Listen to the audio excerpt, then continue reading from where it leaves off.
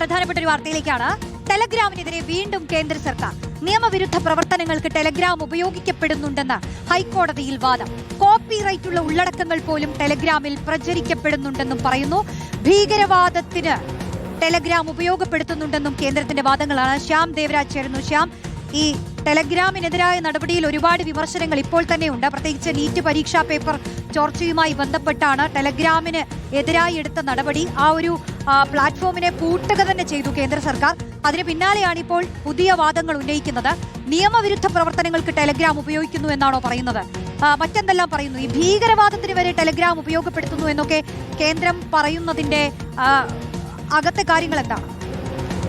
NEET UG പരീക്ഷയുടെ പശ്ചാത്തലത്തിലാണ് ടെലഗ്രാമിനെതിരെ താൽക്കാലിക നിരോധനം കേന്ദ്ര സർക്കാർ ഏർപ്പെടുത്തിയത്. ഈ നിരോധനം ചോദ്യം ചെയ്ത് നൽകിയ ഹർജിയിലാണ് ദില്ലി ഹൈക്കോടതി വാദം കേൾക്കുന്നത്. ഇപ്പോൾ കേന്ദ്ര സർക്കാരിന്റെ വാദമാണ് പുരോഗമിക്കുന്നത്. ഇതിൽ കേന്ദ്ര സർക്കാർ പറഞ്ഞ ഏറ്റവും പ്രധാനപ്പെട്ട കാര്യം, ടെലഗ്രാമിനെ ഇത്രയും ദിവസത്തേക്കായി ജൂൺ 22 വരെ നിരോധിച്ചതിന്റെ ഏറ്റവും പ്രധാനപ്പെട്ട കാര്യം NDAയുടെ ആവശ്യപ്രകാരമാണ്.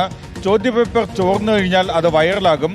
തത്സമയം എന്ത് ചെയ്യാൻ കഴിയുമെന്ന കാര്യം കോടതി തിരിച്ചു ചോദിച്ചു. നടപടിയെടുക്കുമ്പോഴേക്കും നാശനഷ്ടങ്ങൾ സംഭവിച്ചിരിക്കും. ആപ്പുകളിൽ തത്സമയ നിരീക്ഷണം ഉണ്ടായോ എന്ന കാര്യവും കൂടിയാണ് കോടതി ചോദിച്ചത്.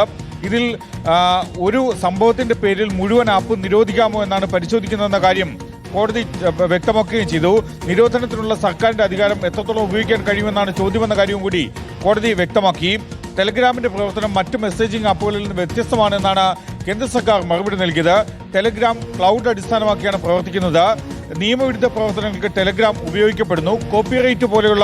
കോപ്പിറൈറ്റുള്ള ഉള്ളടക്കങ്ങൾ പോലും ടെലഗ്രാമിൽ പ്രചരിപ്പിക്കപ്പെടുന്നു. ഇത് വലിയ കണ്ടന്റ്, വലിയ സിനിമകൾ പോലും ഈ രീതിയിൽ കോപ്പിറൈറ്റ് ലംഘനം നടത്തി പ്രചരിപ്പിക്കപ്പെടുന്നുണ്ട്. ഭീകരവാദത്തിന് വരെ ടെലഗ്രാം ഉപയോഗപ്പെടുത്തിയിട്ടുണ്ടെന്ന കാര്യവും കൂടി കേന്ദ്ര സർക്കാർ ഹൈക്കോടതി അറിയിച്ചു. ടെലഗ്രാം ഉപയോക്താക്കൾക്ക് ഫോൺ നമ്പറുകൾ ഉൾപ്പെടെ നിർണായക വിവരങ്ങൾ മറച്ചുവെക്കാൻ കഴിയും എന്ന കാര്യവും കൂടിയാണ് കേന്ദ്ര സർക്കാർ ഹൈക്കോടതി അറിയിച്ചത്. ഇപ്പോൾ ടെലഗ്രാമിന്റെ ഹർജിയിൽ ഇപ്പോഴും വാദം കേൾക്കുകയാണ്. ഒരുപക്ഷെ ഇടക്കാല ഉത്തരവോ അല്ലെങ്കിൽ അന്തിമ ഉത്തരവോ ഇന്ന് തന്നെ ഉണ്ടായേക്കും.